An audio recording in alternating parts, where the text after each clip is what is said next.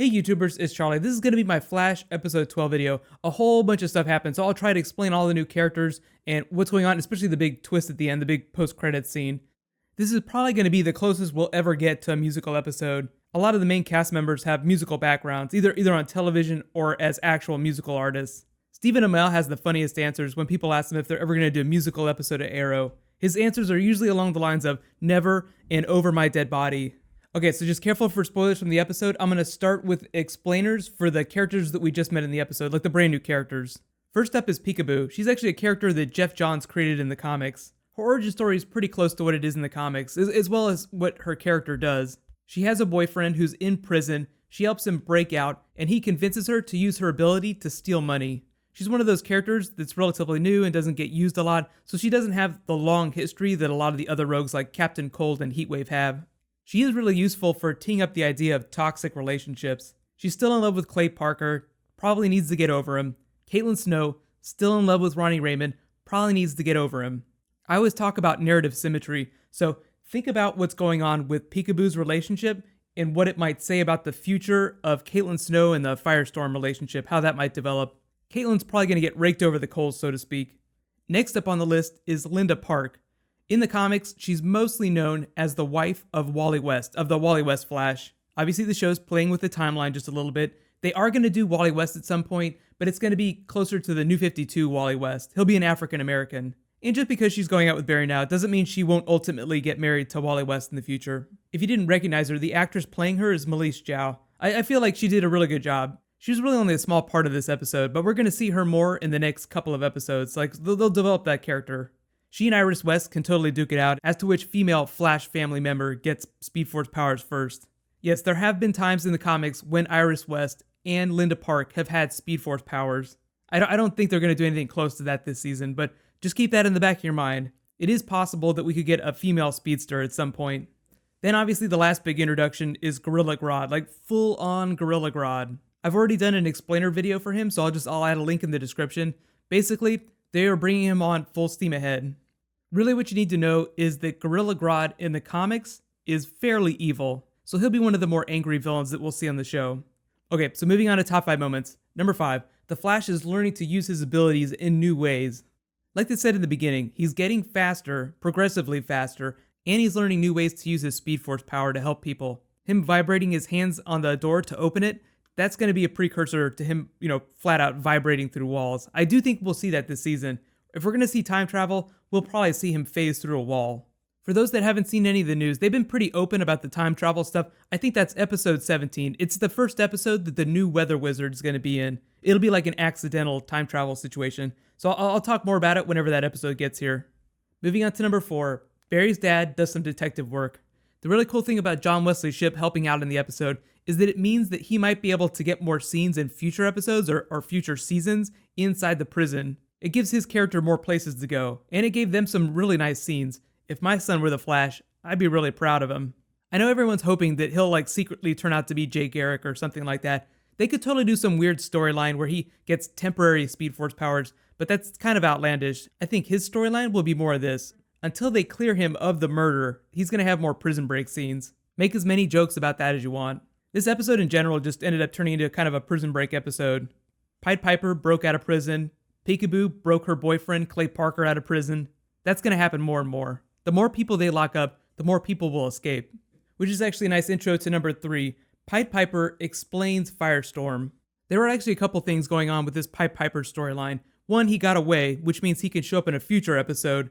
What I'm hoping for is that they'll do something close to the first appearance of Gorilla Grodd in the comics. Grodd goes on a rampage in the city. Pied Piper helps Team Flash take him down. Harley's been kind of a dick so far, so I don't know if he's going to help him out, but it would be really cool to see him in that Gorilla Grodd episode. As he said though, he totally held up his end of the bargain. They see footage of what happened to Ronnie Raymond and Professor Martin Stein. I like that freaky looking shot of Robbie Mill's face, it just looks so scary. They kind of explained it in the post-credit scene that the next episode is going to be them trying to separate Ronnie from Professor Martin Stein. They're trying to deactivate Firestorm, so to speak. Moving on to number 2, Snowberry Karaoke Night. Like I said, probably the closest we'll ever get to a musical episode. I'm not really big on stuff like that, but I love it when they can have fun for just a few minutes. If you're not familiar with it, they were singing the song from Grease, Summer Lovin'. They're both trying to find new relationships, and I think what's developing, at least what I saw, is sort of a reverse Olicity situation told from the female's perspective. So if you're not familiar with Olicity, you have Oliver Queen in love with Felicity, but can't be with her. Per Stephen Amell's explanation, she is unattainable. It's like an unattainable thing. It's never going to happen, at least the way that the fandom wants it to.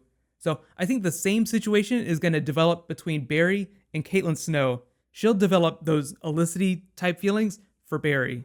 The look on her face at the end whenever she was thinking about it, that's what sold me on it. Just think of the emotional havoc that's going to wreak whenever Firestorm comes back into the narrative, because there will be a ton of Firestorm in the back half of the season. You guys can let me know what you think, but is it Barry that she is developing feelings for, or is it some mystery person that we haven't met yet? My favorite performer this week, though, Danielle Panabaker, hands down, is Caitlin Snow. She was a force of nature. She is rapidly outpacing Felicity Smoke, is my favorite female character in the DC Arrow universe on TV right now. To be fair, though, Danielle Panabaker has been one of my favorite genre actresses for a long time. Who else remembers Sky High? It's like she graduated from that superhero school and went to work at Star Labs. It totally fits within that metahuman universe. Like the Flash TV show is a Sky High sequel. Saved by the Bell, the college years. And moving on to my number one moment, Grodd lives. So full disclosure, I knew we were going to get Gorilla Grodd really soon. Did not know we would see him at the end of this episode. I was scanning my Twitter feed for news and I saw Greg Berlanti tweeted, "Be sure to watch tonight's Flash if you like giant gorillas." And I was just like, wait, what? I can't remember off the top of my head. It might be episode 14 or 15, but Grodd will be in a full-on episode, broad daylight, running around, being crazy. Based on the special effects in this episode, it makes me really hopeful for the future of the series. If they can do special effects like this on the cheap, and it looks this good, then that means they'll be able to do all kinds of crazy superpowers. Here's my big question for you guys. Given what they've done with Gorilla Grodd so far, where would you like to see them take that character? So while you guys think about that, just to talk about some of the Easter eggs that I haven't already mentioned. So I've already talked about Linda Park, Wally West, Gorilla Grodd. There was the line that Barry Allen had, "I guess I'm faster than a speeding bullet." That's another dig at Superman. Technically, the Flash is faster than Superman, but that's only because he can break the laws of physics. I know it sounds silly, but the Speed Force is the reason why he isn't subject to friction. All in all, great episode. I didn't have any significant thumbs down. The peekaboo stuff at the beginning with the telescope, that was a little bit silly, but the character is a little bit silly, so they're being true to the comics. The Flash in general, week to week, has some of the strongest scripts of any of the DC comic book TV shows on.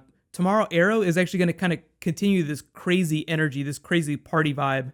There will be an all-out throwdown in the Glades. So if you haven't seen the clip, we found out Malcolm Merlyn's wife was murdered by Brick. So Merlyn is going to go apeshit.